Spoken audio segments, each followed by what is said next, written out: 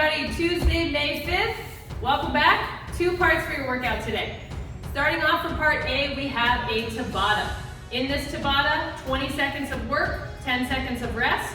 We're going to rotate through a list of 4 separate movements until we have completed 8 of each.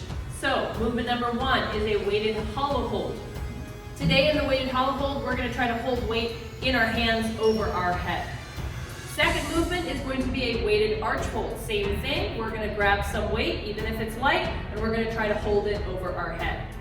Third movement is a straddle side plank on the right side. And the fourth movement is a straddle side plank on the left. All right, moving on for part B. We have a chipper.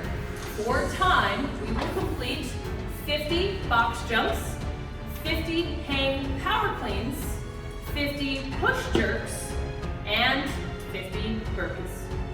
All right, everybody, good luck. Let us know how you did.